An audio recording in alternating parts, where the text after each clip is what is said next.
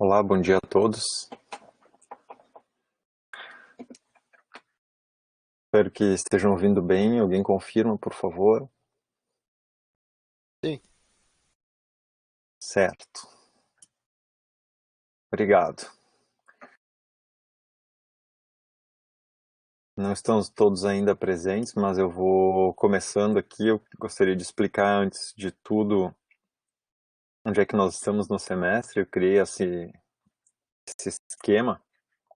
Vocês estão vendo aí ah, grupos de aulas, né? Então a gente já fez essa parte verde aqui, que é a parte de fundamentos de interação. E agora a gente estaria praticamente pronto para entrar no design. Mas antes de entrar nos métodos de design, eu vou passar por uma parte importante que até poderia colocar um pouco depois, mas ela apresenta mais alguns conceitos que são úteis para nós. Então, é o que eu chamo aqui de design conceitual. Já é parte do design, mas ainda não entra no método, digamos, passo a passo de fazer o design. É uma, uma parte inicial e bem realmente conceitual de como a gente vai projetar uma interface, certo? Essa parte aqui, essa aula, ela nos faz ligação depois com uma série de uh, tipos, estilos de interface que a gente vai explorar, porque são, uh, enfim, bem difundidos atualmente, como a interação móvel, realidade virtual e mista, interação 3D, certo? E até uma parte que é para a gente construir periféricos, dispositivos de interação. Quer dizer, se o mouse, o teclado, um joystick, esse controle de jogo, qualquer coisa que exista não satisfaça, a gente vai trabalhar eles aqui também. E todo o resto, a parte bege aqui, é o processo de design, e a parte mais avermelhada, rosa aqui embaixo, são as avaliações que vocês vão fazer, elas estão... É onde eu vou principalmente avaliar vocês, né? São aulas que a gente usa para avaliar, com apresentações e prova. Certo. Alguma pergunta aí?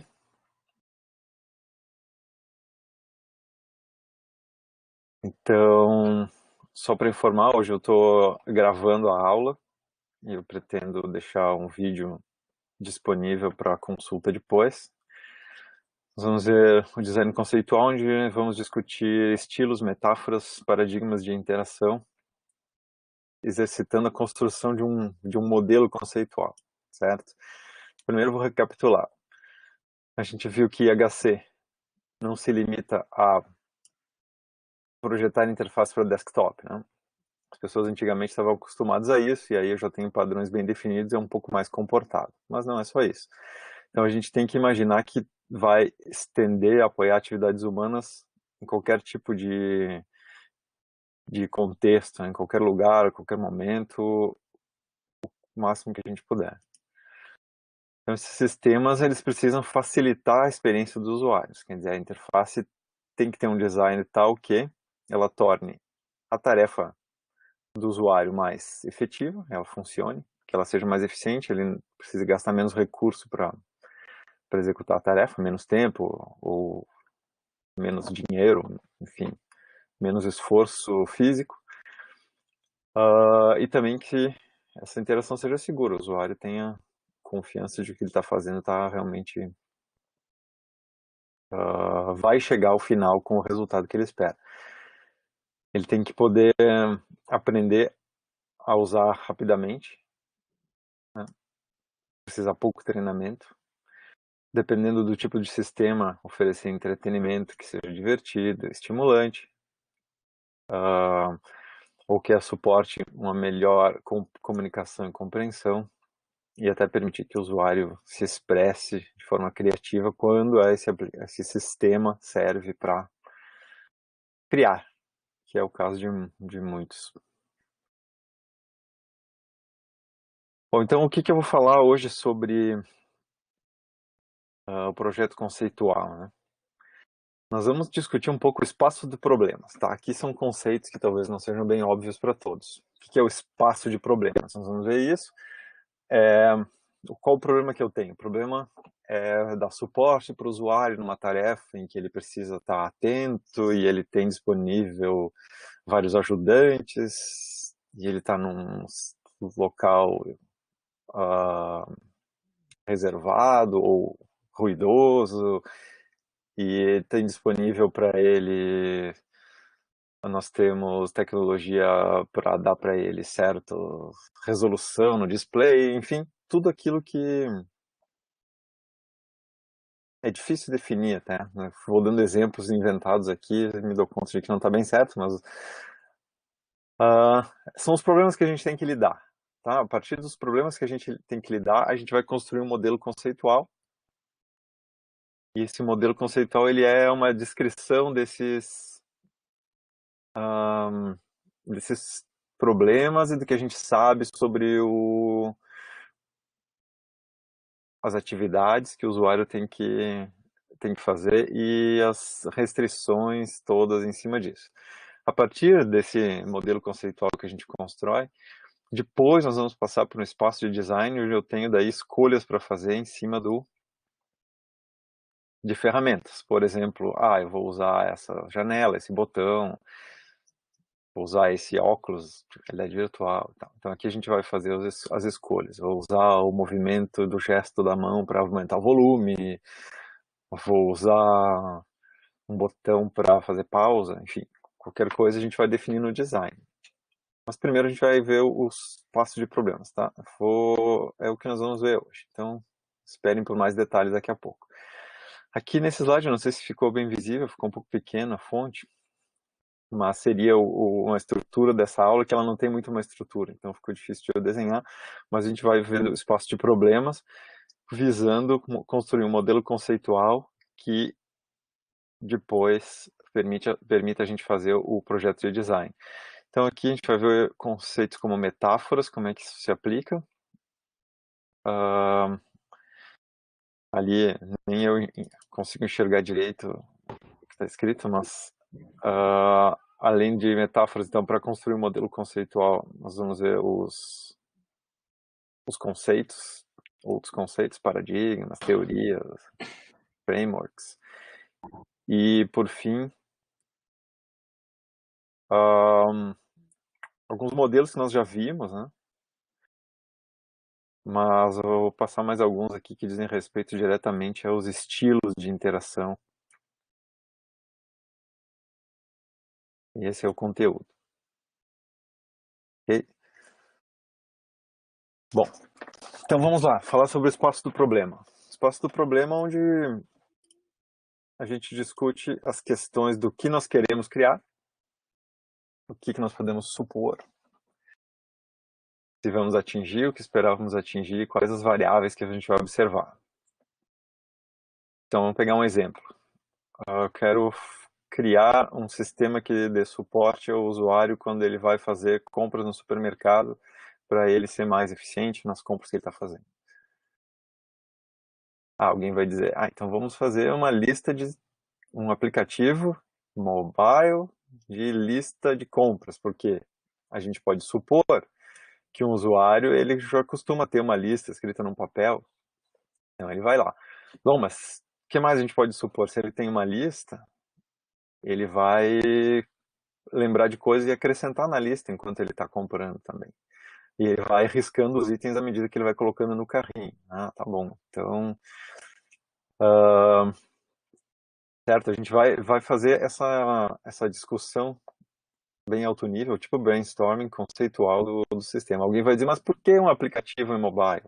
Por que não um aplicativo de realidade aumentada? O usuário vai com os óculos de realidade aumentada no supermercado e aí ele vai olhando para as prateleiras onde já indica o produto que ele tem que comprar.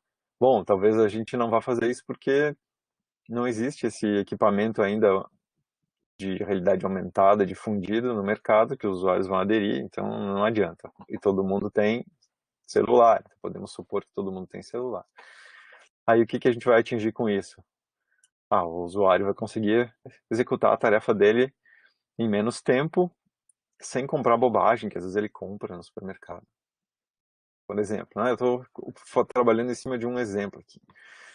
E aí ver que variáveis observar. Então, quantos itens ele comprou, quantos faltaram, quanto tempo ele gastou, quanto dinheiro isso custou em relação às compras que em média ele faz, se custou mais ou menos, né? São várias coisas que eu já vou pensar antes de começar o design. Essa é a ideia. Certo? Então, vou falar um pouquinho mais aqui sobre suposições, já que eu falei o que nós podemos supor, né? Então, suposições e alegações são dois tipos de premissas que a gente usa aqui. Uma delas, elas são bem parecidas, mas vamos falar de suposições. Então, numa suposição é quando eu assumo alguma coisa como certo, mesmo que para eu realmente saber isso, eu precisaria testar, fazer, investigar mais. Então, aqui tinha alguns desses slides, muitos deles, né, esses slides da aula de hoje, eles seguem o livro da Prissy. Então, esse é um exemplo do livro. As pessoas vão querer assistir TV quando estão dirigindo. Alguém, há 20 anos atrás, fez essa suposição e desenvolveu TVs e aparelhos de DVD para carro, né? Não é uma suposição que se fez e que não sei se é muito plausível, né? Hoje em dia, do que a gente sabe, do quanto isso é usado. Bom, e uma alegação parecida, né? Quando a gente alega que algo é verdade, quando há dúvida ou opiniões contrárias. Então, é um pouquinho diferente da suposição, mas é quase a mesma coisa. Por isso eu coloquei junto aqui suposições e alegações. São coisas que a gente pode afirmar sobre o sistema que a gente quer desenvolver, mesmo antes de ter testado qualquer coisa. Tá? Então, um estilo multimodal de interação, a gente nem viu muito o que é multimodalidade, mas multimodal seria usar gestos e voz, e texto, e tela de toque, enfim, combinar coisas, né, numa interface, e nesse caso seria para controlar um GPS automotivo, GPS do carro. Então, um estilo multimodal de interação para controlar o GPS, envolvendo falar enquanto dirige, é seguro.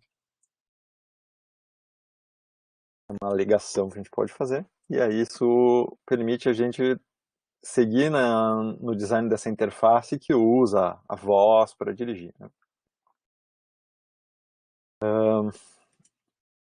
Então, fazendo um pequeno exercício, né, o que a gente poderia ter suposto ou alegado a respeito da TV 3D?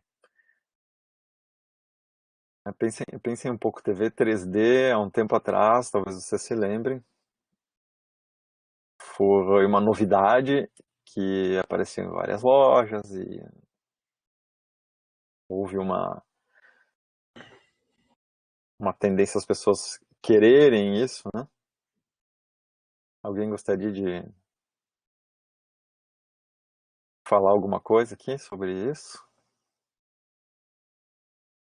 Vocês acham que se poderia supor? Bom, eu tenho aqui uma lista, né? Mas se esperava uma melhor experiência das pessoas a assistir a TV em 3D. Naquele tempo saíram alguns filmes no cinema. O primeiro foi o Avatar, que foi exibido em 3D. E se as pessoas iriam querer essa mesma experiência em casa, o dia todo. Se pensou que os tais óculos, né? Os óculos que eu preciso para ver TV 3D não iriam incomodar as pessoas, elas não se importariam de usar. E também questões sobre o preço, uma TV 3D vai custar mais caro, as pessoas vão comprar a TV 3D. E chegou ao ponto em as pessoas, os designers, né, imaginarem suposições do tipo, esses óculos, né, que a gente vai mandar primeiro óculos muito simples com as TVs, mas depois as pessoas vão poder querer ter os seus próprios óculos que elas usam o dia inteiro, como um item de moda ou algo de estilo, e que permite elas assistirem, verem coisas em telas 3D, na TV em casa, sei lá, talvez no shopping, em alguma tela, publicidades em 3D e tal. São muitas suposições que se fez. Aqui eu tenho uma discussão sobre isso, né? Então a gente sempre tem que pensar se essas alegações que a gente vai usar para construir um modelo conceitual, se são reais ou só uma lista de desejos. A gente gostaria que fosse assim. Então, o primeiro aqui, as pessoas não se importarão em usar os óculos necessários para ver TV 3D em casa, né? Bom, elas não vão se importar porque isso vai dar um ganho na experiência, então os óculos não vão atrapalhar muito. Isso aqui é uma suposição que a gente pode considerar razoável. Que meu objetivo não é explicar para vocês o que que é uma suposição razoável ou não. É só dizer que a gente tem que discutir sobre elas e chegar a uma conclusão de se é razoável ou não. Então eu vou dar exemplos e não quer dizer que é verdade que essa aqui seja razoável e a outra não é. Quer dizer só que é uma das conclusões que a gente pode chegar. Outra, as pessoas não se importarão de pagar muito mais por uma nova tela de TV com 3D. Então é uma outra alegação aí que pode ter sido feita e que aqui eu vou concluir que ela não é razoável. A experiência já é boa com as outras TVs, essa aqui não vai ser tanto melhor, elas não vão pagar mais caro, então é outra conclusão a chegar. Outra, as pessoas gostarão dos melhores detalhes de cor e clareza oferecidos pelo 3D. Não acho que tenha detalhes de cor e clareza a mais, o que tenha uma informação de profundidade a mais, né? Mas, bom, digamos que aqui, se fosse razoável, se eu colocasse aqui detalhes de profundidade mais ricos do que simplesmente um movimento de câmera, porque agora eu tenho a visão estéreo e tal. Não é razoável. Mas uma outra conclusão que a gente pode chegar é que depende. Então, nesse caso aqui, as pessoas ficarão felizes em andar por aí com seus próprios óculos especiais. É o que eu falei antes. Bom, talvez alguns fanáticos, alguns grupos específicos de pessoas que são, como é que eu vou dizer, membros do fã-clube de um determinado personagem que tenha seus óculos 3D especiais vão querer. Então isso aqui é razoável apenas para um seleto grupo de usuários. Essa é outra conclusão que eu posso fazer.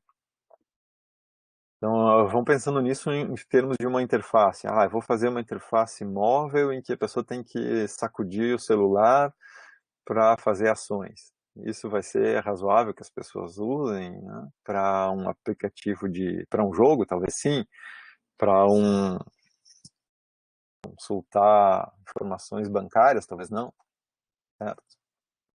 Então, essas são as posições, alegações que a gente pode fazer.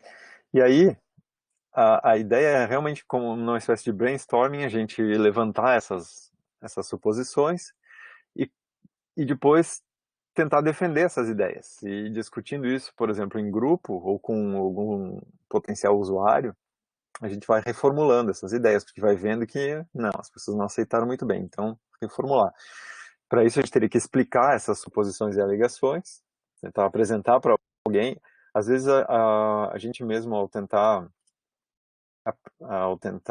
apresentar de forma bem definida uma suposição, a gente vai se dando conta de que acho que isso não é bem assim, não foi bem construída essa suposição.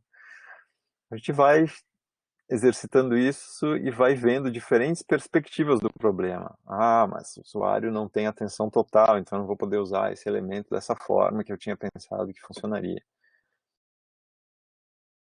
Certo? A gente vai vendo que tem conflitos e problemas que surgem à medida que vai tentando convencer alguém de que essas suposições e alegações são válidas e a gente pode levar elas adiante no desenvolvimento, tá? Ou no design da interface. Bom, então, para terminar essa discussão sobre a criação, enfim, sobre o espaço do problema com as alegações, né? A gente pode se basear em um framework. O que é um framework? Isso é um outro termo aqui que eu até coloquei num slide ali da aula para algo que a gente ia ver, né? Mas frameworks podem ser várias coisas, dependendo do contexto, né? No nosso caso aqui eu me refiro a é o quadro de trabalho mesmo, o framework. É um conjunto de respostas que eu tenho que dar, é um conjunto de questões que eu tenho que me perguntar, certo? Então, aqui eu tenho algumas delas. Nesse slide aqui, a gente pode passar. Existem problemas com o produto ou experiência de usuário? Então, os usuários estão tendo problema com os aplicativos de transações bancárias, digamos, tá? Quais são esses problemas? Não fica claro para ele se a transação foi executada já ou ela foi agendada, por exemplo, né? Então eu vou levantando esses problemas, eu vou explicando por que eu acho que tem esses problemas, por que eles ocorrem. Isso é uma maneira de fazer suposições. Se eu usar, então, uma interface que ela muda de cor quando a transação é efetivada, isso vai melhorar. Estou chutando aqui algumas suposições em cima do meu exemplo. Então, eu já passei pela segunda parte, né? Como é que a gente acha que as ideias do design que eu estou propondo, né? Aqui diz proposto, né? Mas que eu estou tentando conceitualizar, vão superar esse problema. E depois, se eu estou projetando uma nova experiência de usuário, como é o caso na maioria das vezes, como é que eu acredito que as minhas ideias para essa nova experiência vão mudar essas maneiras correntes, então vão estender o uso de forma a superar os problemas que eu detectei aqui no início.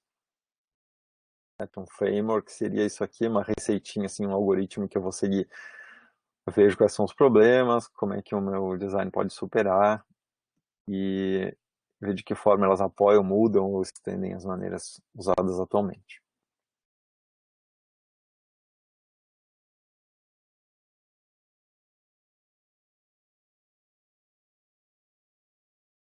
Vamos ver, eu estava vendo aqui a lista de usuários para fazer a chamada de vocês.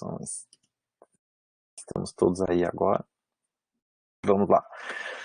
Bom, vocês têm perguntas aí sobre o que eu falei foi mais sobre o espaço de problemas, né? Então, framework para analisar o espaço de problemas. Boa pergunta.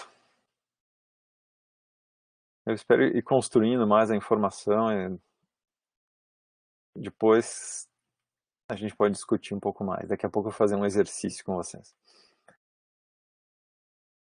Bom, então, entendendo bem o problema, né, o problema que os usuários enfrentam ao interagir com essa interface, ao interagir com esse sistema, né, eu vou poder definir que tipo de interface, que comportamento, que funcionalidade eu vou oferecer.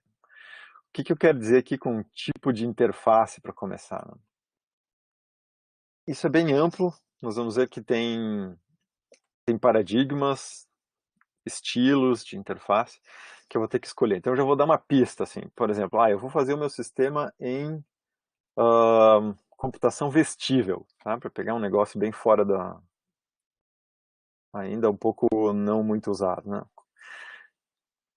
Eu vou usar esse tipo aí, ou esse paradigma de computação vestível, que o computador está todo ele escondido, digamos, na nossa roupa, a gente está vestindo ele como uma peça de acessório, uma joia, um calçado, alguma coisa assim, e a gente vai interagir ali. Aí, se eu vou por essa linha, vou ter que imaginar o comportamento do usuário dentro da tarefa que ele tem que fazer, que funcionalidades vão ter, né? Isso aqui eu já estou fazendo a transição, então, do espaço de problemas para o espaço de design. Eu estou escolhendo o tipo de interface lá no design, vendo quais as funcionalidades e comportamento. Só que antes de eu chegar a esse ponto aí, eu tenho que tomar decisões que são mais conceituais. Então, criar um modelo conceitual antes de escolher o tipo, o estilo ou os widgets que eu vou colocar na minha interface, né? Os botões, as caixas de texto e etc. Então, preciso criar um modelo conceitual, foi o que eu disse, né? E o que é um modelo conceitual? Aqui tem uma definição da literatura, uma descrição em alto nível de como o sistema é organizado e opera. Tá? Nessa frase está descrito aí, em alto nível. Bom, quanto alto nível? Está um pouco vago ainda, né? Ele permite que os designers organizem o pensamento antes de começar a colocar os widgets. Essa é a ideia. Vamos pensar que eu já estou num espaço de problemas mais ou menos delimitado. Eu já sei que as minhas suposições são de que o usuário vai usar essa aplicação em sistemas móveis. Então, antes de eu sair colocando botões e telas no meu sistema móvel, eu preciso organizar o meu pensamento dentro de um modelo conceitual. Agora eu volto para aquela figura de antes. Eu falei do espaço de problemas, onde eu vou fazer suposições, alegações, adquirir conhecimento sobre usuários, atividades e contextos. E a partir disso, eu vou montar um modelo conceitual onde eu vou definir alguns tipos gerais de interação, se vai ser realidade aumentada, se vai ser desktop, se vai ser móvel. Eu vou, dentro disso, escolher alguns estilos. Os tipos e estilos, eles às vezes, a gente se confunde, né? Daqui a pouco eu vou falar deles separadamente. Mas tem a interação que é por comandos, tem por conversação, por manipulação, certo? Esses são estilos e são coisas que a gente define aqui. Eu posso ter uma interface de desktop que é por comandos ou por diálogo, e ainda assim ela é desktop. Eu posso ter uma interface de móvel que é por conversação, ou pode ser por exploração. Então, são combinações dessas coisas. E a gente explora uma parte importante, que eu vou gastar um tempinho com vocês daqui a pouco, que é a escolha de metáforas, principalmente metáforas de sistemas anteriores e do mundo real, de ações do usuário no mundo real, fazendo analogia com elementos do sistema. No modelo conceitual, também a gente pode adotar paradigmas, quer dizer que já são escolhas feitas, né? Eu já tenho dentro de um paradigma algumas analogias que são comuns, algumas metáforas que são comuns, alguns estilos e tipos. Então a gente chama o paradigma do desktop. Eu já suponho que eu vou ter menus, que eu vou ter uma área de trabalho, que eu vou ter um relógio, uma agenda, e que a interação vai ser por manipulação direta, algumas coisas assim.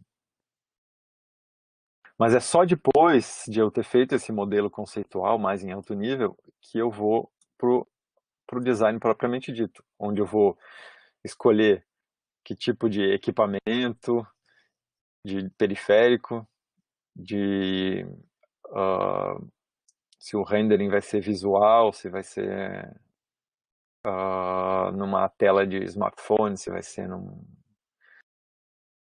Enfim, se no smartphone eu vou usar um gráfico, ou se eu vou usar uma tabela, a linguagem que eu vou usar para falar aqui, e os canais de comunicação, etc., que estão mais relacionados ao design.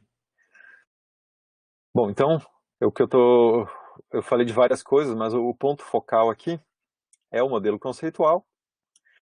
Então eu vou resumir agora num slide, uma frase, né? O que é um modelo conceitual? É um plano para o que será construído e por quê. É um plano em alto nível.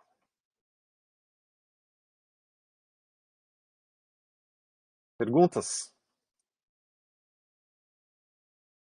Ainda muito vago? Podem me dar feedback, aproveitem o chat aqui. Posso detalhar algum ponto, né? Agora eu vou falar de alguns componentes do modelo conceitual, né, que eu já mencionei antes, metáforas e analogias. Para que elas servem no modelo conceitual? Para a gente entender, para o usuário entender para que serve um produto e como usá-lo numa atividade. Então,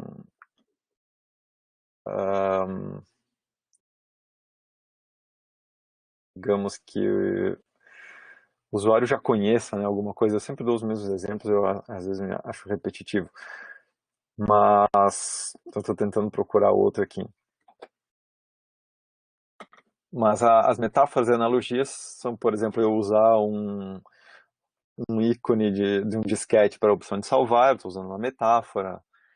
Se eu usar um formulário para entrar com o endereço da pessoa, é uma metáfora, porque formulários a gente usa em papel, então o usuário já está habituado a esse tipo de elemento. Eu usar para uma atividade também. Eu posso arrastar um arquivo para a lixeira, por exemplo. Eu estou colocando ele no lixo, é uma ação que eu faço que significa que eu estou botando fora uma coisa que eu não quero mais, que é a mesma, é uma analogia para o que a gente faz no mundo real. Certo? Nessa linha aí. Então, também tem conceitos, às vezes se confundem um pouco, né? Analogias, conceitos, metáforas, porque são também conceitos que as metáforas envolvem estender conceitos que as pessoas estão expostas no trabalho delas do dia a dia, né? Objetos do domínio da tarefa, como está aqui. Salvar, que eu dei o exemplo agora. Revisitar, organizar. A gente diz compartilhar, né? Tem esse termo muito usado aí. Eu compartilhei essa notícia. O que quer dizer compartilhar? Uma vez significa repartir, por exemplo, a comida com alguém, né? Mas são termos que passaram a ser usados no domínio das tarefas. Então, as metáforas, analogias e esses conceitos todos, eles se relacionam de uma forma que a gente pode definir isso no modelo conceitual. Tá, então, quais os passos para montar um modelo conceitual? A gente vai observar o que os usuários estão fazendo quando executam suas tarefas, olhar dentro dessas tarefas que o usuário executa quais vão ser apoiadas pelo sistema, então que apoio o sistema vai dar, porque a gente sabe que algumas delas vão continuar sendo feitas no mundo real. Assinar um documento. Assinar um documento sempre era pegar a caneta e assinar ali no papel. Bom, hoje em dia assinar um documento tem outros significados. A gente pode colocar uma assinatura digital, que é uma metáfora bem direta, né? A gente vai e assina com o mouse em cima de um PDF, por exemplo. Ou a gente pode fazer uma assinatura digital, que é colocar um código que autentica o documento. Também, em alguns sistemas, a gente entra com a senha e ao colocar a senha, o documento é marcado como assinado por aquela pessoa. Todos esses. Então, que tipo de apoio o sistema vai dar para essa ação, no caso da assinatura, que foi o meu exemplo, a metáfora que vai ser usada, e depois os modos e estilos de interação. Sempre tendo em mente que quando a gente for tomar uma decisão no design, a gente tem que pensar como é que o usuário vai entender esse modelo conceitual que está por trás. Certo? Às vezes o designer, no caso nós aqui, nós não entendemos de muitos termos lá Vou pegar agora um exemplo aqui da atendimento de emergência nos hospitais. Vou fazer um sistema aí para apoio ao registro de casos do coronavírus. Bom, eu sei que aqueles usuários, eles vão entender certas coisas, certos termos que eu não entendo. Né? Então eu tenho... E vice-versa, às vezes eles não entendem alguns que o programador ou o designer está acostumado no seu dia a dia. Então, a gente tem que pensar sempre no usuário, em ele compreender o modelo conceitual. Vocês lembram daqueles modelos mentais que a gente falou na outra aula, né? Se eu vou colocar o ar-condicionado no mais frio para esfriar e tal. Então, tem modelos mentais do usuário, modelos conceituais que ele tem, que a gente pode se basear. Bom, como isso tudo aí é bem uma conversa que eu faço apresentando conceitos que não são muito bem definidos, a gente precisaria ler vários livros para detalhar e montar um modelo mental claro sobre esses conceitos todos aí. Vale a gente fazer aqui um exercício prático. É uma atividade que se chama TPS, não sei se vocês conhecem, né? Mas vem de Think, Pair, Share, pensar, parear e depois compartilhar. E a atividade que eu vou dar para vocês aqui é projetar um aplicativo. E eu achei um aqui bem simples e conhecido, que seria um tocador de vídeo, né? Um video player. Essa é o único enunciado, projetar um app, tocador de vídeo. Eu coloquei aqui do lado as perguntas do slide anterior, né? O que a gente, para montar esse design, para fazer esse projeto, a gente precisa pensar nas suposições, ver o que os usuários estão fazendo, que tipo de apoio o sistema vai dar, que tipo de metáfora a gente vai usar nessa interface e que modos ou estilos de interação usar. Então vocês vejam que aqui eu não estou definindo que esse video player tem que ser... eu não coloquei nada, na verdade, eu dei liberdade total. Eu até tenho medo de dar exemplos para influenciar vocês, mas é assim, não é obrigatório que ele seja em smartphone, nem que ele seja em tablet, nem que ele seja em desktop, nem que ele seja num óculos, ou que ele seja no relógio, no smartwatch, ou no espelho da minha casa, ou sei lá onde é que vai ser esse video player, numa tela de comandos, certo? Não defini nada disso. Tudo está em aberto. E tá aí para vocês pensarem. Então essa atividade de TPS funciona assim. Vocês vão ter um tempo, eu estipulei aqui um tempo bem curto para uma atividade simples dessa e para a gente não ficar enrolando, porque é infinito, né? Se eu deixar tempo, a gente fica o tempo todo, fica uma semana inteira projetando esse aplicativo. Vocês vão ter 3 minutos para pensar individualmente. Vocês podem anotar, eu recomendo que vocês anotem textualmente alguns bullets, assim, né?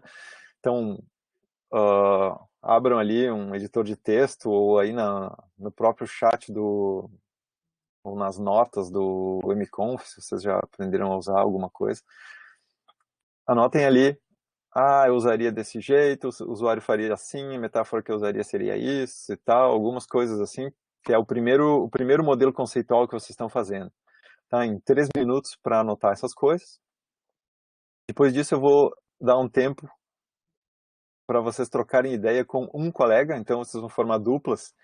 Não é a primeira vez que eu estou fazendo essa experiência aqui com o MConf, mas eu vou indicar para vocês. Deixa eu ver o que vocês enxergam aí. Vocês veem no lado esquerdo uma lista das pessoas, dos usuários que estão na sala. Sim.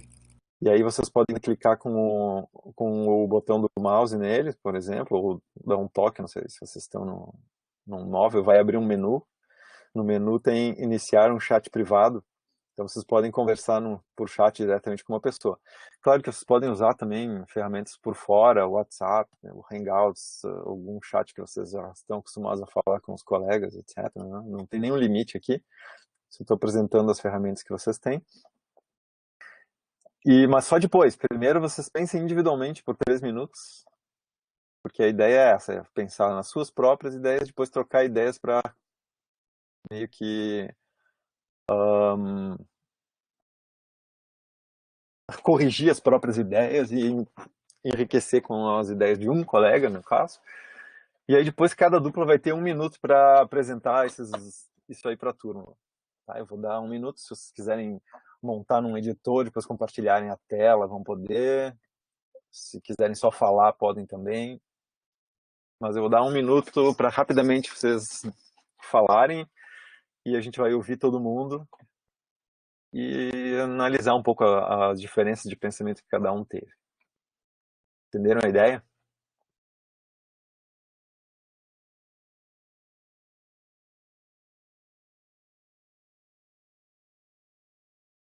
Então, vou contar aqui a partir de agora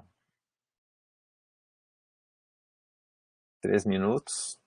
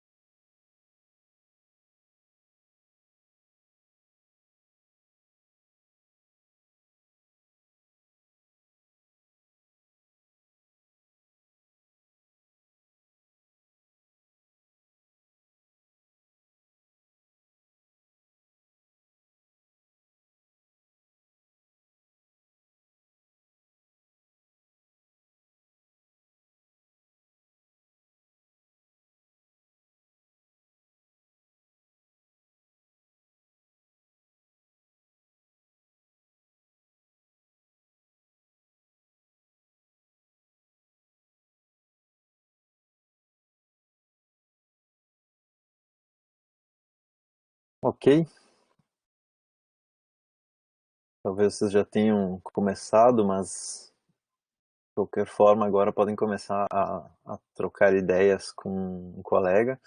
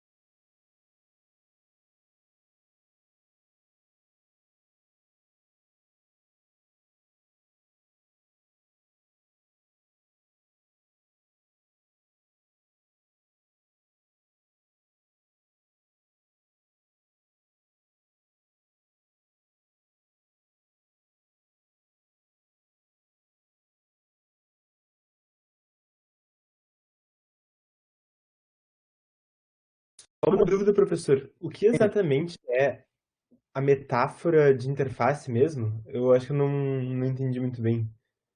Então, vou pegar aqui exemplos direto para o caso do video player, né? O que que um usuário conhece do mundo real sobre tocar vídeos? A gente pode usar isso como metáfora. Por exemplo, o que que tem o vídeo? Ah, ele tem que avançar ou recuar.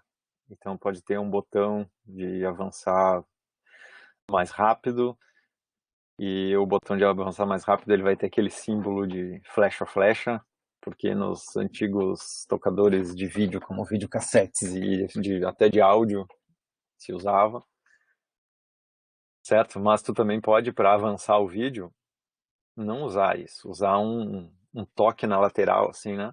Como a gente faz às vezes, no aplicativo do YouTube, eu sei que tem, a gente toca do lado direito da tela e ele avança 10 segundos. Se a gente tocar do lado esquerdo, ele recua 10 segundos. Então são duas maneiras diferentes, mas a primeira delas usa uma metáfora que é um botão. Ah, beleza. Muito obrigado. As metáforas são. Agora que eu estou vendo aqui o meu desktop, eu vejo, por exemplo, a lixeira é uma metáfora, né? É um lugar onde eu ponho o lixo. Serve para eu colocar o que eu não quero mais.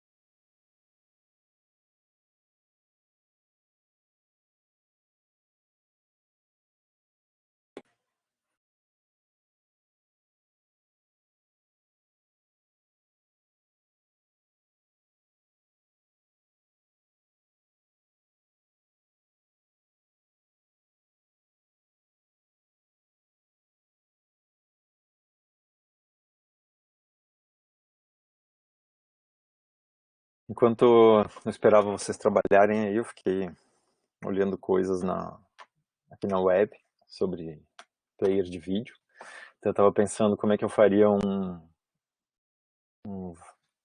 video player para um ambiente de realidade virtual. Digamos que eu estou lá com o meu capacete de realidade virtual e eu estou fazendo alguma tarefa do meu trabalho, sei lá, um design de arquitetura, por exemplo, mas aí eu quero botar um vídeo. Eu não quero ter que tirar os meus óculos e ir lá no meu celular, ou na minha tela, dar play em alguma coisa. Então eu quero ver o vídeo ali dentro.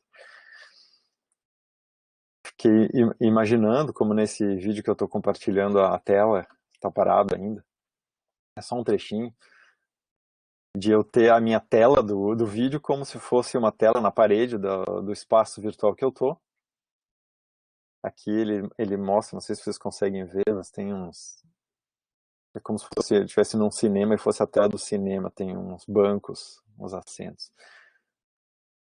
Mas olha só, nesse caso, ele usou as metáforas comuns que vocês veem ali, o alto-falante para o som,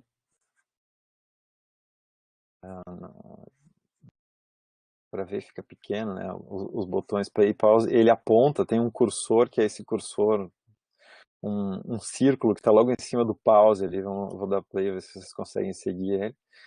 Então aquele botão ele controla com o movimento da cabeça, e aí dá os comandos, quando sai, mostra uma lista de arquivos e tal. Bem convencional.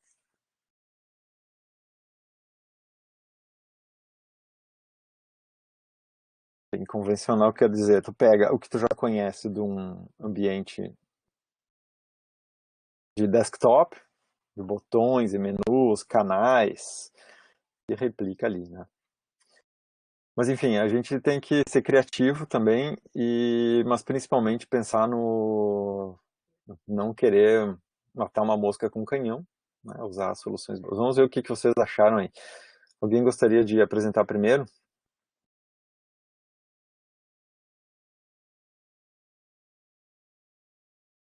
Bom, acho que pode ser a gente. A minha dupla sou eu e o Matheus Davi Simon. E Bruno e Matheus. Uhum, certo. daí, as nossas suposições é que o usuário é um aplicativo para celular, mobile, que o usuário esteja adaptado minimamente com aplicativos de celular e que ele saiba os conceitos de play, pause, avançar no vídeo ou retroceder no vídeo. Uhum, E a ideia do nosso aplicativo é para as pessoas verem vídeos no background, assim, enquanto fazem outra atividade, tipo cozinhar ou alguma coisa que não precisa de foco. Então, o vi- os usuários eles fazem comandos de voz. Isso também é o nosso modo de interação. É por comando de voz, para o cara poder cozinhar e fazer o uhum. pedido. E o sistema ele mostra o tempo do vídeo e mostra o vídeo. E a metáfora que a gente utilizou é que cada vez que o usuário deu algum comando, por exemplo, pause ou avançar no vídeo, além do aplicativo fazer isso, ele mostra o símbolo na tela para o usuário ter essa. Ah, eu fiz um pause. Para o Além do pause. feedback. Uhum. Fez. Certo, então se pensarem em usar voz, comandos de voz. Então tá, não, não vamos ter tempo de comentar muito, então vamos ouvir mais um.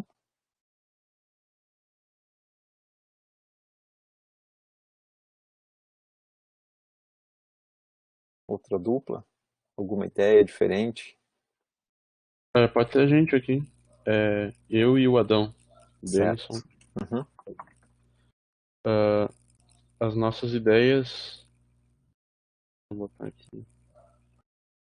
É que as nossas posições, então, é que o usuário ele quer ver vídeos ou talvez escutar músicas, né? Videoclipes, alguma coisa do uhum, tipo.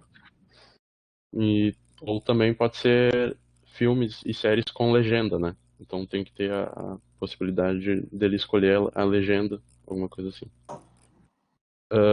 O usuário ele também vai querer poder passar rapidamente algum trecho, esse tipo de coisa que tem como é que ele nos faz isso? planos.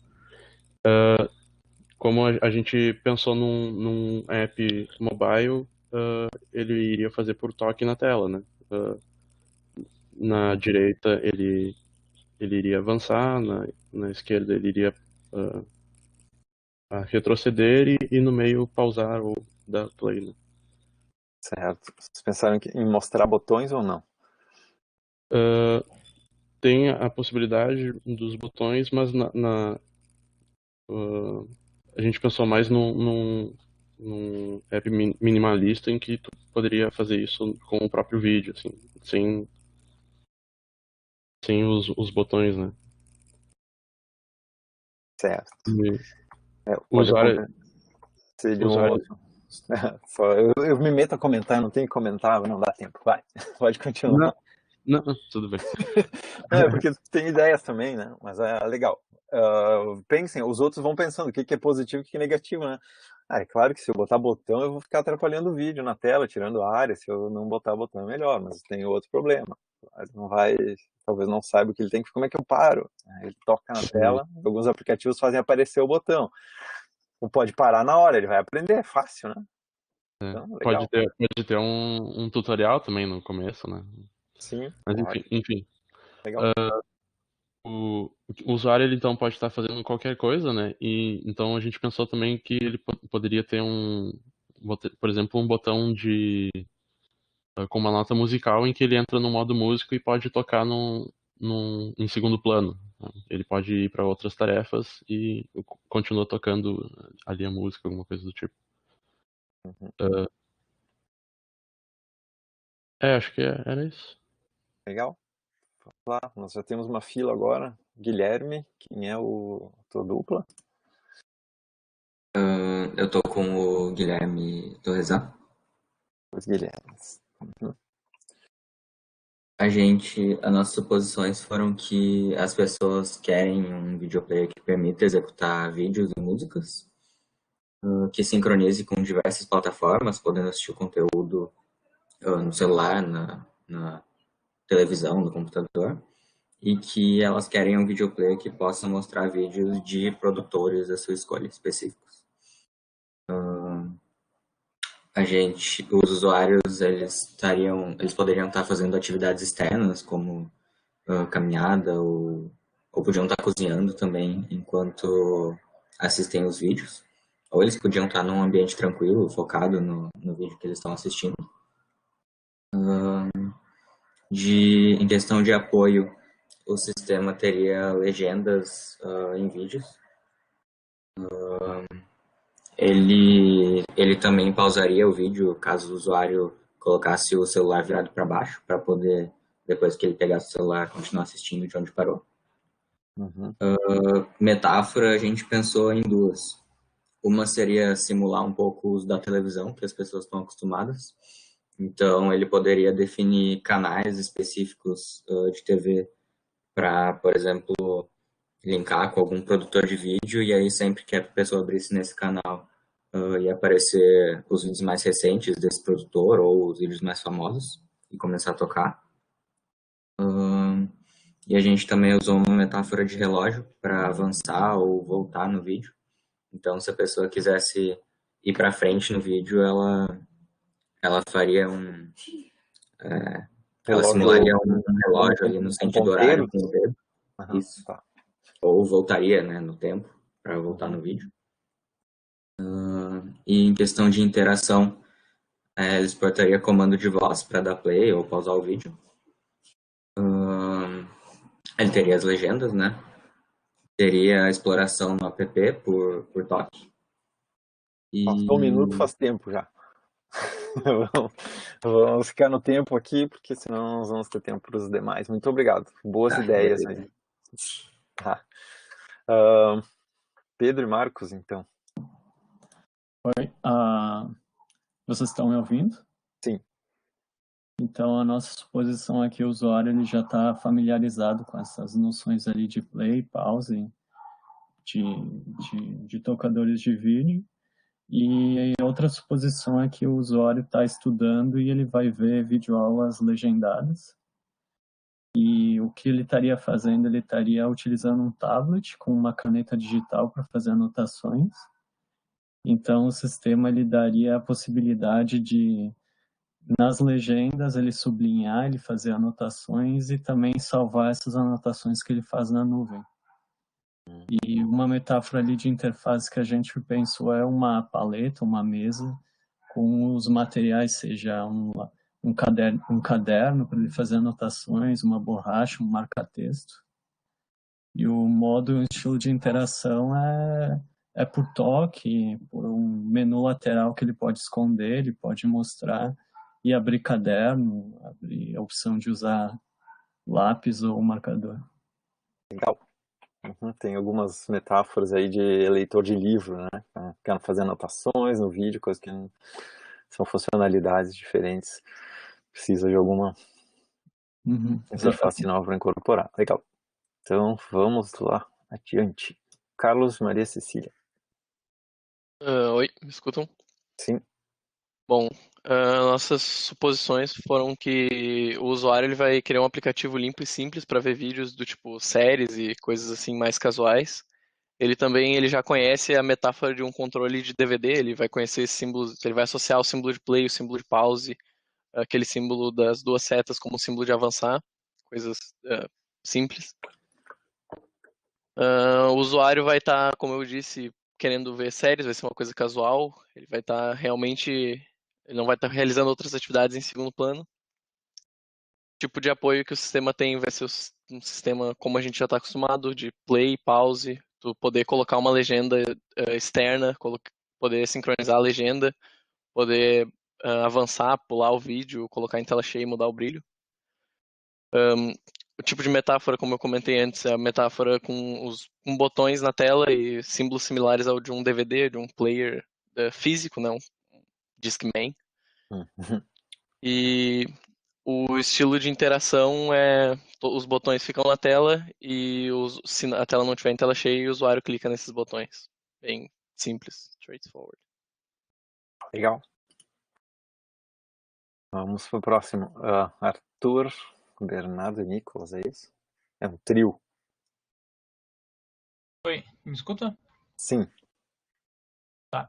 A gente pensou num player de vídeo para sistema Linux, para usuários que tenham uma familiaridade com aplicações suckless e com comandos do Vim, uma aplicação bem simples, sem uma interface gráfica, fora, obviamente, a exibição do vídeo, que funcione com atalhos no teclado, para usuários. Uma das suposições, então, seria que o usuário é familiar já com aplicações desse estilo e que ele quer uma aplicação simples e descomplicada. Então, a metáfora que a gente utilizou foi basicamente o estilo de interação com editores de texto do tipo Vim e essa filosofia de criação de software que é a suckless. Certo. Então tá. Isso pode funcionar para muitos usuários. Verdade. Vamos lá, vamos terminar e depois faço alguns comentários. O próximo é Andy e Karine. Tá vendo? Sim. Tá. Basicamente, quais são as posições que a gente teve? Que o usuário quer estar acostumado com os aplicativos de hoje em dia, em redes sociais, e que ele quer algo não intrusivo e que permita multitarefa. Então, basicamente, ele vai poder assistir o vídeo enquanto ele navega, seja no próprio aplicativo do vídeo, sei lá, vendo comentários ou vídeos mais favoritados, ou abrindo uma janela, tipo Picture-in-Picture, e navegando no resto do sistema enquanto tem uma janelinha pequena do vídeo. Aí, se ele quer focar, ele pode só abrir o vídeo e colocar em full screen. Então, tipo, permite essa flexibilidade. Aí, basicamente, a gente também brinca um pouco com o negócio das redes sociais, em que ele pode fazer playlist de vídeos favoritos, curtir, compartilhar, e mantendo o comportamento normal de tocadores de vídeos ou música, que tu pode dar play, pause, avançar e retroceder, enquanto tu lida com o vídeo. E basicamente isso. Tá bom. Legal. Valéria e Felipe Colombelli. Oi, me escutam bem? Sim. Bom, a gente pensou num video player para box do banheiro, para quando a pessoa está tomando banho. Então, se o usuário estiver tomando banho e ele quiser ouvir música ou assistir vídeo curto enquanto toma banho, o sistema, a gente supõe então que o sistema ele vai dar suporte, apoio para o usuário, dando acesso para qualquer tipo de plataforma de vídeo, tipo YouTube, Netflix e tal, mas só focado para vídeo, não vai ser, por exemplo, o WhatsApp, assim, para o usuário ficar conversando no WhatsApp enquanto tá tomando banho e tal. A gente já também supõe que o usuário ele conhece a interface já e organização de Smart TV, por exemplo, porque que dá mais ou menos uma noção igual, que te dá acesso a várias plataformas e tu consegue acessar diversas plataformas pelo mesmo meio, assim. E também já conhece o padrão da maioria de video player, então, por exemplo, ele sabe usar a Netflix, ele sabe usar o YouTube, por exemplo. Então, uma metáfora que a gente imaginou que pode ser feita, não sei se isso é válido, mas é, por exemplo, uma metáfora a um sistema que já existe, por exemplo, a Smart TV, que a gente vai estar fazendo uma metáfora da a gente vai usar mais ou menos uma organização semelhante que a Smart TV ela provê para o usuário. Além disso, por exemplo, como a interface, antes de falar de uma outra metáfora, é importante citar a interface do sistema, que o usuário ele vai poder interagir com o sistema por meio da interface para comando de voz. Então, quando tiver com a recepção de voz, quando o sistema estiver ouvindo os comandos de voz do usuário, vai aparecer um balãozinho de fala, então vai ser uma metáfora ao balãozinho, assim, que nem tem, por exemplo, em quadrinhos e tal. Então é mais ou menos esse o sistema. Legal, gostei dessa do balão. Professor, uma dúvida, a metáfora que a gente que pode ser usada, pode ser metáfora a outro sistema que já existe, que é tipo bem comum? Isso pode, geralmente aquele outro sistema ele já se baseou numa outra, né? Essas do player de vídeo é meio difícil mesmo, porque ela já tá muito impregnada na cultura. E eu até pensei que alguém poderia imaginar uma metáfora para dar play que fosse diferente. Como é que vai ser diferente do que um botão play, né? Então eu imaginei que fosse o braço de um toca-disco que tu move e daí ele começa a tocar. E aí tu avança nas músicas botando o braço mais adiante, tá? Isso não seria mais... Apesar de ser uma metáfora bem direta, ela não é mais aceito culturalmente. Já passou, isso foi para uma outra geração. Então, as coisas vão entrando. A gente vai falar mais sobre isso, sobre coisas que se tornam parte da cultura. E são metáforas que já não fazem mais sentido, mas a gente continua usando, né? Quer dizer, não fazem mais porque a gente perdeu o rastro de onde elas surgiram, às vezes. Por que o botão play é um triângulo pro lado? Sei lá, parece óbvio que a fita rola do rolo da esquerda pro rolo da direita, né? Era isso, né? A gente tinha uma fita, ela rolava de um rolo pro outro rolo, mas ninguém mais pensa nisso. Tá? Não sei, acho que eu respondi a tua pergunta. Sim, obrigada. Então vamos lá. Último agora, Arthur e Fábio. A gente pensou num sistema, um programa simples para tocar vídeo. Ele rodaria em várias plataformas diferentes, por exemplo, qualquer dispositivo smart. Ele pegaria vídeos da memória do dispositivo mesmo e daria play, pause, fast forward, next, previews, teria função de playlist e função de sair.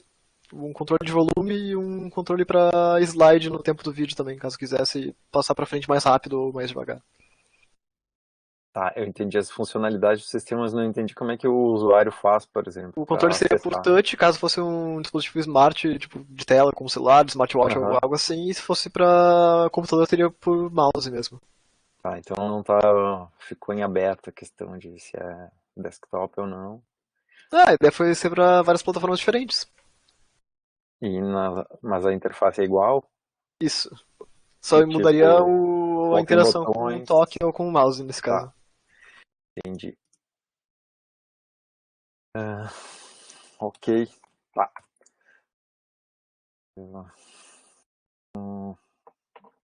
Vamos continuar aqui. Só um comentário, eu vi que muitos de vocês...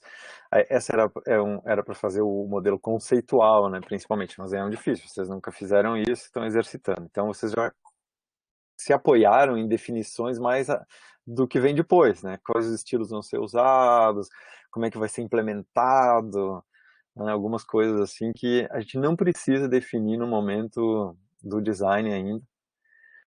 E é o conceitual, que vem um pouco depois. Mas, em geral, apareceram boas ideias e eu acho que é assim que mesmo que funciona. A gente começa um brainstorming e depois vai filtrando. Certo? Então, em 1 minuto, 5 minutos, não dá para fazer milagres. Vocês chegaram a ideias bem interessantes. Agora vamos discutir um pouco mais, então. Eu achei que a aula ia ser mais curta, mas no fim nós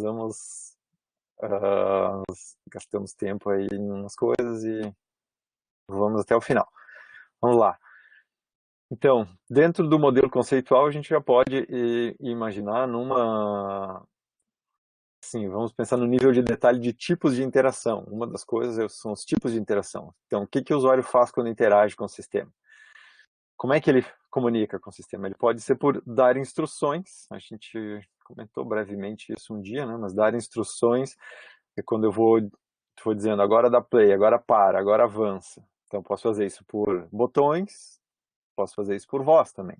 Não, isso não está definido aqui. O tipo de instrução, quando eu digo que o tipo de interação é por instrução, não está definido se é por voz, se é por toque, se é por gesto. Só que eu estou dando instruções. Enquanto que o de conversar é diferente. O sistema me dá respostas e vai construindo o caminho. Eu digo, quanto é que custa? Ele me diz, depende, quantos quilos tu quer? Aí eu digo, eu quero 2 quilos. 2 quilos é tanto. Então existe uma conversa com o sistema. E depois o outro, né? Navegação, eu digo que eu vou andando, eu vou tendo opções de subir uma escada, entrar por uma porta, etc. Vamos só assim para exemplificar rapidamente. Então, o que seriam os tipos? Eu vou detalhar isso aí daqui a pouquinho com alguns exemplos. Tipo de interação. Agora, o tipo de interface, às vezes a gente mistura isso, né? Eu nem sempre lembro os nomes das coisas, mas é um outro nível que usa para apoiar aquele modo ali. Então, instrução eu posso fazer por fala, mas eu posso dar instrução por menu também, ou até por gesto. Tipo, faço assim para o lado e o vídeo avança. Faço assim e ele volta. Faço assim e o volume aumenta. Estou dando instruções por gesto. Então, são 2 níveis que a gente tem que lidar com as coisas. É uma maneira de organizar o pensamento. Então, que tipo de interação, né? A interação era o primeiro ali. Que tipo de interação eu vou escolher? Para o nosso player de vídeo, por exemplo. Né? Voltando para mostrar os tipos para vocês aqui, né? Instrução, conversação, navegação, nesse nível. Bom, depende de requisitos que eu possa ter ou de necessidades do meu usuário. Às vezes a aplicação requer que eu dê ordens. Às vezes ela não requer, então eu posso escolher se eu dou ordens ou se eu faço um diálogo. Se se é uma questão de navegação, é melhor eu especificar com geometria, por exemplo, um gesto de mão para onde eu quero ir, do que falar, vira para a direita, vira para a esquerda. Tá. Então depende muito disso. Tem que também levar em conta o orçamento e outras restrições, se eu tenho o equipamento necessário para isso, quanto isso vai custar. E eu já falei bastante isso aqui, né? Como é que se a tecnologia que eu tenho está adequada para a atividade. Pode ser que eu não tenha óculos de realidade aumentada, que seria o ideal, então eu não tenho ainda, então eu não vou usar, claro. E aí nós vamos cobrir bem essa parte quando a gente for detalhar o design, detalhar o modelo conceitual no design ergonômico de interface. Isso aqui é daqui 2 semanas, talvez. Tem um feriado semana que vem, então daqui 2 semanas a gente vai detalhar o modelo conceitual, que daí a gente não vai mais chamar de modelo conceitual, a gente vai falar de design ergonômico de interface, e lá a gente começa a detalhar mais os elementos que faltaram do modelo conceitual. Quando eu falei dos tipos ali, né?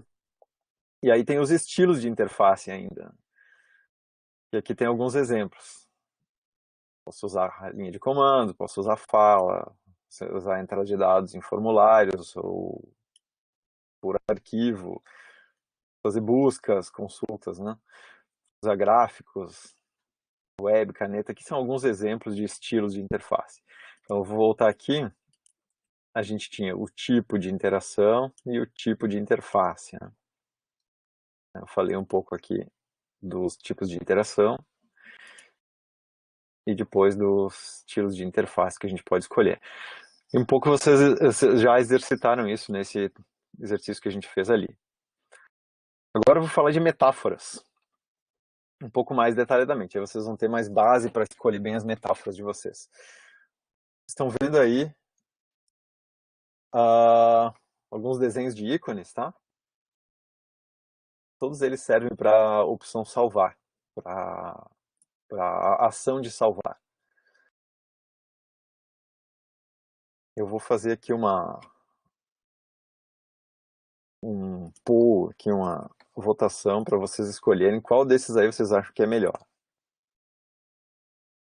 Tem que adicionar a opção F aqui. Como é que eu adiciono? Não posso adicionar mais uma. Puxa vida. Vai dar problema aqui, porque eu só consigo fazer até a opção E. Então vocês não vão poder escolher a opção F. Tá? Que pudesse colocar quantas eu quisesse.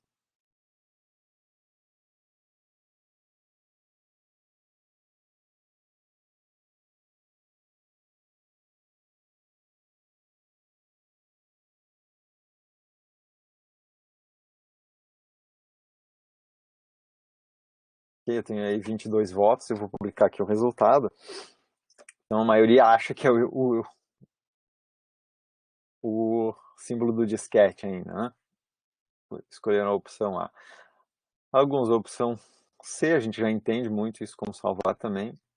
A opção E do cachorro aqui. Essa, provavelmente vocês nunca tinham visto. Fiquei decepcionado que ninguém escolheu a boia salva-vidas. Eu gosto da boia salva-vidas. Então, é só de brincadeira. Na verdade, o que eu posso discutir sobre isso aqui? Todo mundo conhece a questão do uso do disquete para salvar, mesmo quem nunca usou um disquete. Isso ficou universal. Em alguns sistemas, vocês vão ver o ícone B, que ninguém votou ali, né? Mas para salvar, baixar, às vezes isso pode confundir, então por isso alguns não usam, né? Isso aqui pode ser um download, às vezes.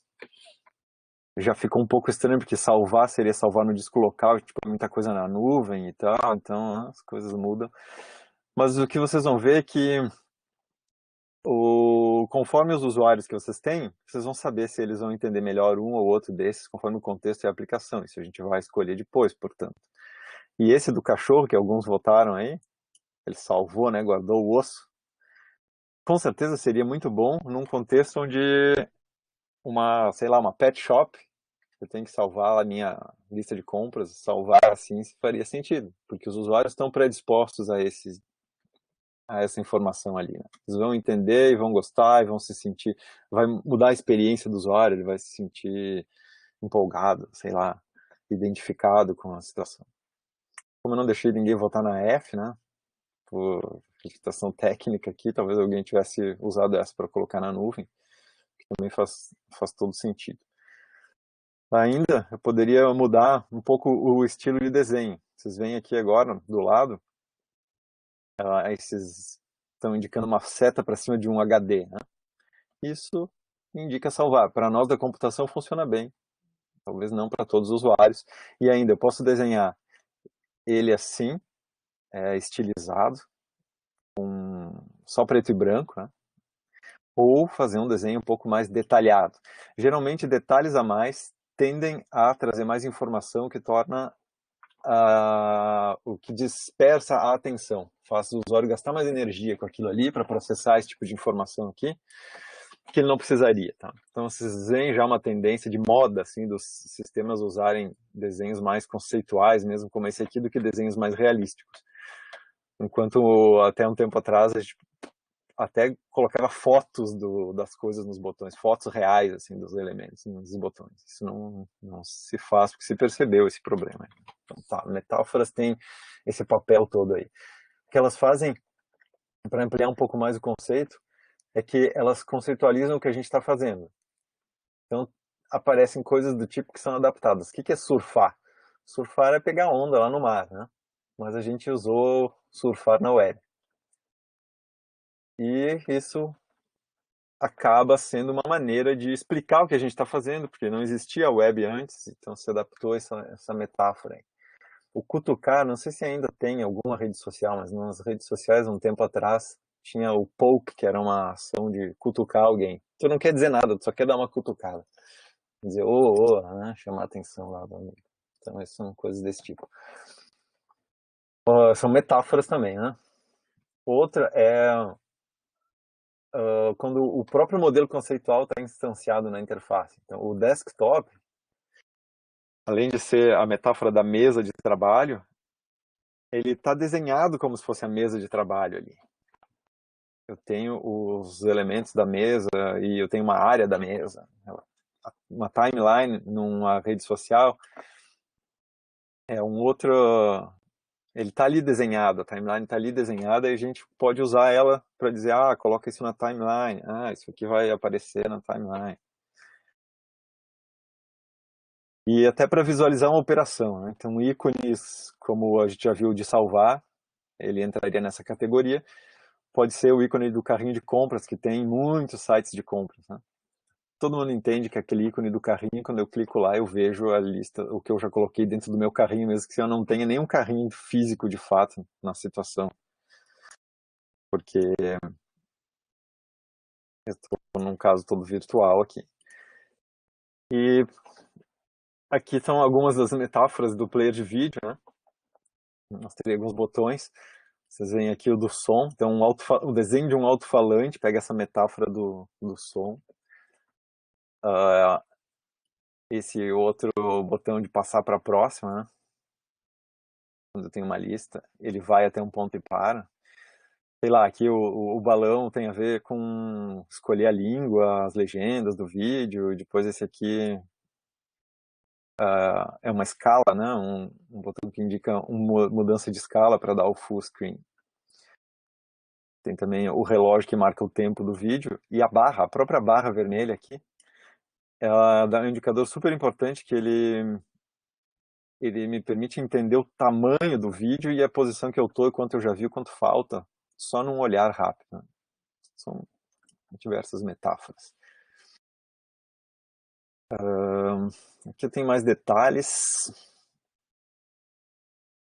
Questão do que a metáfora pode significar, né? Uma atividade física e as propriedades da atividade física. Eu já falei do desktop. Não sei se aqui tem alguma informação extra. Pode ser baseado na atividade, objeto ou combinação, também já apareceu. E o que ela serve, né? Para explorar o conhecimento que é familiar ao usuário. E aí ele precisa de menos esforço para entender o que não é familiar. Então a gente acaba ajudando o usuário. Certo? Ele consegue associar coisas que já são familiares e acaba tendo um entendimento melhor do que não é familiar. Então, quais os benefícios de usar metáforas? Um pouco eu já falei aí, né? Faz com que o usuário aprenda mais facilmente a usar uma interface. Ele entende aquele modelo conceitual por trás, tem a affordance, né? Ele entende como o objeto funciona só de olhar para ele. Ele entende o que o projetista quis colocando aquilo. E tem até essa frase do livro, né? Pode permitir que o reino dos computadores e suas aplicações se tornem mais acessíveis a uma maior diversidade de usuários. Então tem a ver com a acessibilidade. Eu sei que 50% dos meus usuários vão entender que aquele botão daquele jeito é o play. Mas eu tenho alguns usuários que não vão ser. Não, vamos pensar um exemplo ao contrário. Eu sei que as pessoas vão entender que tocando na tela do vídeo elas vão dar play. Mas vai que alguma pessoa não tem esse insight. Então ela pode também tocar na tela e aparece o botão com formato de play para ela tocar. Isso dá acesso a mais pessoas. Né? Essa explicação aí da acessibilidade. Mas também tem problemas com as metáforas. Ela pode romper convenções e regras culturais. Problemas assim, por exemplo, como colocar a lixeira no desktop, né? Que eu disse, a gente não coloca o lixo no desktop.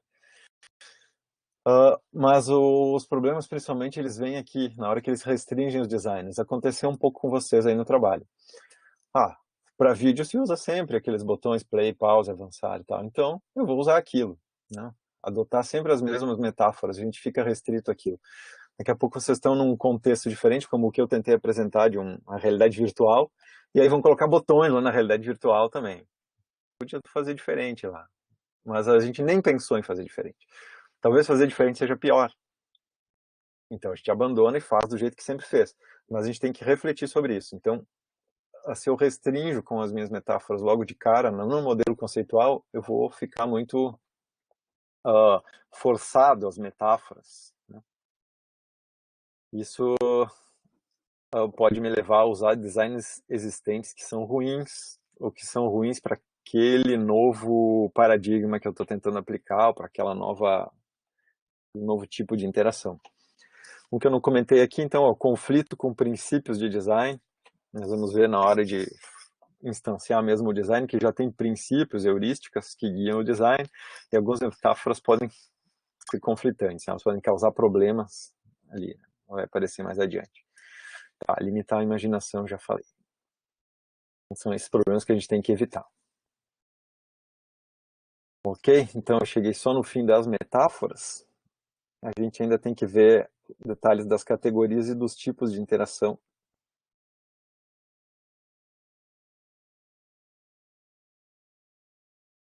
Puxa vida. Vamos lá, então. A gente pode classificar sempre, né? Quando eu vou montar um modelo conceitual, se eu olho para uma taxonomia, digamos, uma classificação do que eu posso explorar, isso facilita, né? Porque a gente lembra das coisas. Então, eu posso usar interação direta com o usuário, controles físicos ou virtuais. Isso é uma classificação existente. O que é interação direta? O usuário faz uma ação intuitiva. Então, ele faz eu vou ter um mapeamento que é direto. Eu movo o cursor do mouse em cima do botão e clico. Isso é uma coisa direta. Eu movo a minha mão e toco no objeto. Eu falo. Então aqui está falando reconhecimento de gestos, rastreamento de mão. Ou eu olho para um objeto e digo deletar, e aí ele some. Né? Posso usar a direção do olhar. Né? Isso seria direto. Eu posso usar controles físicos, são mediadores, coisas intermediárias que ao acionar eu vou fazer ações sobre os objetos do meu sistema. Né? Então, controles físicos geralmente funcionam bem quando eu tenho metáforas diretas, como dirigir um carro, então eu vou usar um volante físico, não virtual, alguma coisa que eu possa pegar na mão mesmo e mover, e pedais e tudo isso.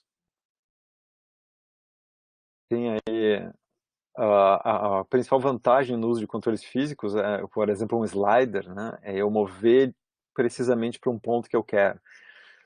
Enquanto que um gesto, ele não me dá tanto isso. Não é tão preciso.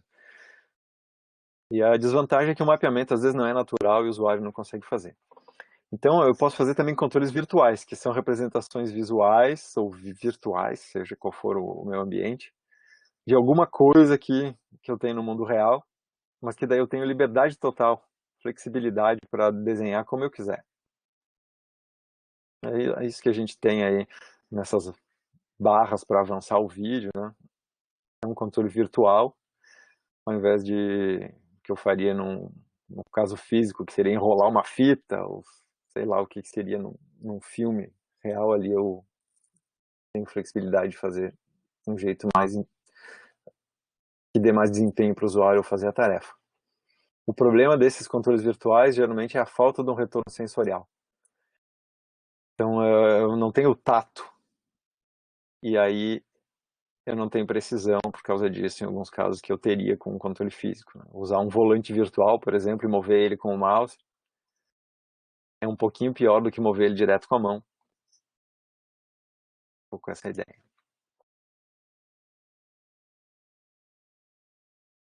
Tá, nem vou comentar aqui sobre a dimensão, isso eu vou deixar para o dia que nós vamos falar da interação 3D. E uma outra classificação, como eu disse, né, tem uma taxonomia complexa para a interação, aí seriam os tipos de interação, que eu já falei antes: instrução, conversação, manipulação e exploração. Aqui eu coloquei os 4 para a gente ter a comparação deles. Dar comandos, selecionar opções diretamente por instrução. A conversação é tendo uma conversa. A manipulação é realmente mover a mão para o objeto ou um cursor para o objeto para manipular. E a exploração é andar por um ambiente, seja ele virtual ou físico. Às vezes eu interajo com o sistema andando no espaço físico. Um exemplo aqui é o Pokémon GO, que a gente anda com o celular para caçar Pokémons e a gente precisa andar num ambiente físico e para fazer as ações. E ambientes virtuais a gente está acostumado a andar em jogos em primeira pessoa, por exemplo. Esse é um exemplo clássico. Aqui eu só vou passar rapidamente alguns exemplos mais chaves, já que vocês estão... Eu já falei dessa ideia, vocês já conhecem um pouco, né? Então, na instrução, os usuários dão instrução para o sistema, mandam fazer. E é isso que está por trás de muitos dos dispositivos e sistemas, como aqui eu coloquei processador de texto, gravadores de vídeo, máquinas de venda. E aí eu vou dar um exemplo com a máquina de venda.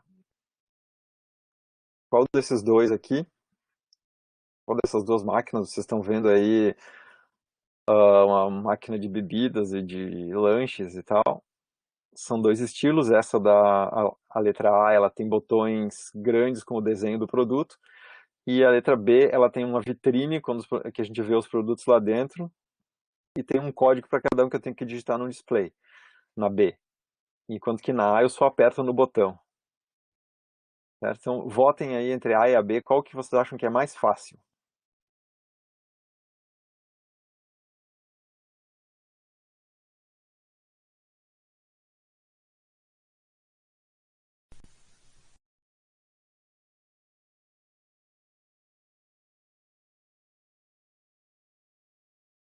Bom, vou parar por aqui.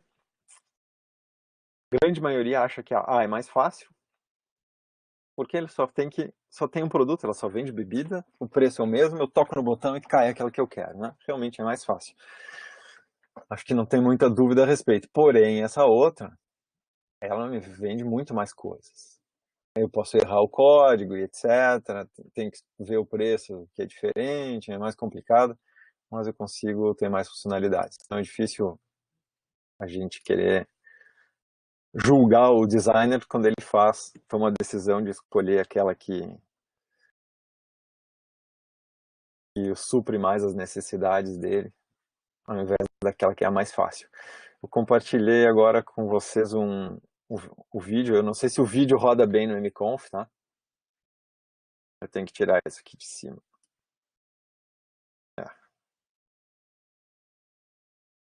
Vou dar play de novo. Essa máquina tem uma tela, né? Uma espécie de TV enorme aqui na frente, que é uma tela de toque. E tem esse carrossel que passam os produtos. Eu que filmei esse vídeo no aeroporto uma vez. Ele meio que une as duas coisas. Ele fica bem fácil, porque eu só preciso tocar em cima do produto. Mas ele pode vender muito mais itens. E ele ainda tem uma aba do lado aqui de categorias que eu posso escolher. Então me dá uma flexibilidade também para usuários que querem simplicidade. Eles vão fazer uma ação simples. Eles tocam uma vez e compram. E eles podem rolar esse carrossel e ver muitos mais produtos. Ou eles podem até olhar eles por categorias. Então, é um design diferente dos outros convencionais e que meio que resolveria os dois problemas. Já em conversação, eu nem vou me preocupar com o que eu escrevi aqui, tá? No slide, eu quero só mostrar o exemplo de uma conversa. A gente pode fazer a conversa por voz também, mas esse aqui é um bem comum. Então, esse é um assistente virtual da Unimed. Não sei se vocês conseguem ler, né? Mas a gente entra nele, ele já dá boas-vindas e tal, o número do protocolo. E eu posso perguntar o que eu quiser. Então eu fiz uma pergunta bem boba. Eu quero saber quanto custa o que está escrito aqui. E quando eu disse isso, né, aqui rolando, está lá a minha pergunta, eu quero saber quanto custa, rolando o scroll da tela, ele respondeu assim: para saber os valores ou adquirir um plano, você pode procurar os seguintes canais. Então ele conseguiu responder a minha pergunta, mesmo com uma linguagem natural, que é bem interessante. E aí ele ainda me disse: consegui ajudar? E aí eu posso dizer: não respondeu a pergunta. Bom, então vamos lá tentar outra coisa. E aí ele vai filtrando isso. Esse é um estilo de conversação. Outro de conversação, eu vou compartilhar de novo o vídeo. Esse é um outro vídeo. Vocês têm o link ali, vocês vão ter, já tem o slide lá no Moodle para verem depois. Eu vou passar só um pedacinho. Só um pouquinho. Vocês têm o som? Alguém pode me dizer? Não, não estou ouvindo. Tá. Então eu vou...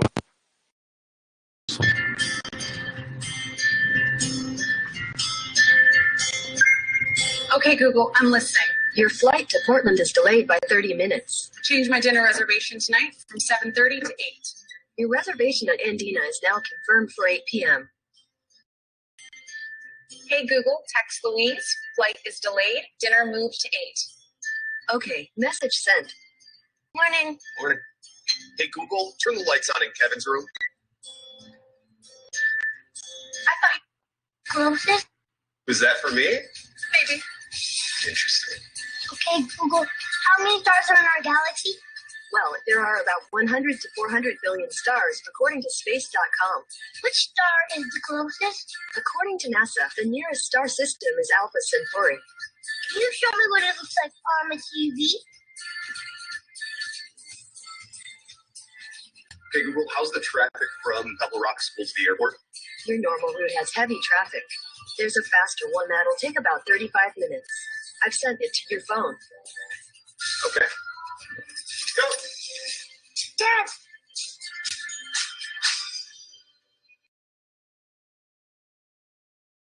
Hey, Google, what's on the calendar today? The first event is a space day at Kevin's school. It starts at 8 a.m. Space Day. Are you ready, buddy? ready. Let's go.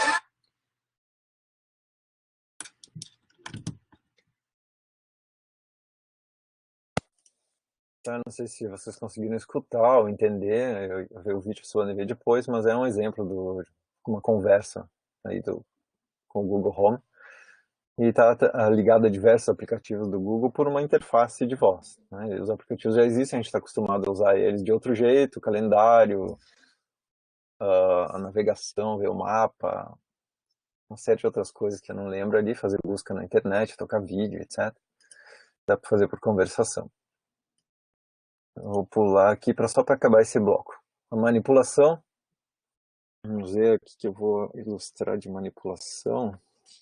Só tem alguns exemplos textuais mesmo. Já falei bastante, né? A gente já pode arrastar, mover os objetos com gestos naturais, pode usar um mouse, pode usar gestos direto no ar. Outros exemplos são objetos marcados que uma câmera captura, sabe onde eles estão, eu posso mover e isso faz interagir com o sistema. Essa manipulação direta vem dos primeiros jogos de videogame, que é quando a gente tinha um joystick e fazia mover um elemento, e a gente tinha o que é interessante, que caracteriza a manipulação direta, é que a gente tem isso aqui, uma representação contínua dos objetos e ações de interesse. Cada coisa que a gente faz, a gente está vendo o feedback imediato. Não é como quando eu falo um comando e espero ele acontecer. Diferente, eu dou uma ordem na instrução, então ou num diálogo, né, é diferente do que na manipulação direta, onde eu vou vendo as coisas acontecer. E aí, com isso, eu consigo reverter certas ações. Por exemplo, eu movi um objeto para um lugar, mas eu movi demais, então eu posso mover de volta e acertar o local final, né?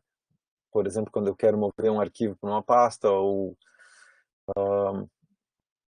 estou desenhando no PowerPoint uma apresentação, eu movo uma figura para um lado, para o outro, mudo ela de tamanho, tudo isso é manipulação direta.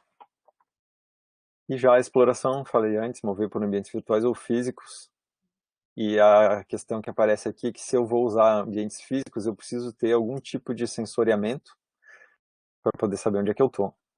Então, às vezes eu rastreio o dispositivo que o usuário usa. Um celular, por exemplo, é rastreado por GPS, por antenas de celular. Isso não é muito preciso. Eu posso, num ambiente indoor, dentro de uma sala, usar outro tipo de rastreio, com um sistema óptico por câmeras. Tem vários aí disponíveis, a gente tem até alguns no laboratório que a gente pode usar. E acho que era isso. Daí a questão final é que tipo de interação eu adoto para o meu modelo conceitual. Então, cada um tem a sua vantagem e desvantagem. Esse slide aqui mostra isso. A manipulação direta é bom para essas tarefas que tem uma ação, né? Projetar, desenhar, voar, dirigir, dimensionar. Já dar instruções é bom para coisas repetitivas, que a gente faz várias vezes. E a conversação, quando as pessoas não têm muito experiência com lidar com computador, crianças, idosos, ou simplesmente não vão usar o leigo naquela matéria, naquela área, ele não sabe por onde procurar, ele pode usar conversação, que é melhor, ele vai sendo guiado. E finalmente o que acontece é que nós temos modelos conceituais que são híbridos, eles usam mais de um desses. A gente mesmo no desktop às vezes usa alguma coisa de comandos, às vezes a gente usa conversa, às vezes a gente usa manipulação, ou até navegação por diversas abas, páginas, hipertexto, tudo isso, né? Então vários podem ser juntados no mesmo. E aí o nosso modelo conceitual pode se aproveitar dos benefícios de todos eles. Nós já passamos do tempo, peço desculpas, mas como está aí no slide para terminar, eu vou só redefinir o que é o paradigma. Conhecem o termo, né? Ele agrupa diversas características de alguma coisa, né, dentro de um paradigma. Então, para nós aqui em interação humano-computador, ele serve como inspiração para um modelo conceitual. A gente pode adotar um paradigma. Eu vou usar o paradigma da interação imersiva, né? O que é, então, esse paradigma que eu adotei? É todo um conjunto de elementos que definem uma abordagem que alguém adota numa certa comunidade. Então, entra ali, por exemplo, quando eu disse imersiva, uma série de suposições já pré-concebidas, de conceitos já determinados, de práticas compartilhadas por essas pessoas que fazem o design, né, desses aplicativos nessa comunidade. Certo? Então, eu sei que para desktop eu vou usar janelas com menus e ícones e tal. Que para mobile eu vou usar gestos, swipe, scroll e etc. Elas fazem parte daquele paradigma, todas essas suposições de que os usuários vão estar se deslocando quando eles usam, quando eles estão no paradigma móvel. Que eles não vão estar atentos o tempo todo ao celular, porque tem outras coisas acontecendo em volta. Então, cada paradigma envolve já toda uma série de suposições, conceitos, tudo isso que a gente viu, tipos mais usados, estilos de interação e de interface. E aqui tem alguns exemplos que a gente chama de novos paradigmas, porque eles saem fora do que é mais convencional, que hoje em dia eu considero como convencional o desktop, o móvel e talvez a web, algumas coisas são convencionais. Já a computação ubíqua, pervasiva, vestível, realidade aumentada, realidade virtual, ambientes perceptivos ou atentos, né, que é quando eu tenho uma sala toda sensorizada e fica sabendo onde eu estou e qual é a minha pressão sanguínea, etc. Fica monitorando. Isso pode funcionar em um hospital, por exemplo. Computação transparente, eu nem sei o que esse termo quer dizer, mas são paradigmas, se vocês pesquisarem, vocês vão achar, e eles vêm com a explicação e o conjunto dos vários elementos que podem compor um modelo conceitual dentro desse paradigma. Certo? Então eu termino a aula aqui, eu tenho simplesmente um sumário do que a gente viu, né? Ter o entendimento do espaço de problemas. Antes de sair para fazer o design, desenvolver esse modelo conceitual, pensar mais abstratamente sobre as atividades de interação. Usar nesse modelo metáforas, modos, tipos de modelos conceituais que a gente já pode adotar. E incluindo dentro desses paradigmas outras coisas que eu já falei em outras aulas, como teorias, modelos mentais, modelos de tempo e frameworks que a gente acha para cada um deles, como framework para fazer aplicação móvel ou para fazer desktop e tal. E eles ajudam já a dar forma ao modelo conceitual. Certo? Então terminamos por hoje. Se vocês tiverem questões, podem postar nos fóruns, podem mandar mensagem, podem discutir entre vocês também. E nos vemos na quinta que vem, né? Na terça-feira temos um feriado, dia 16, dia 21 é feriado. Alguém tem algum comentário final?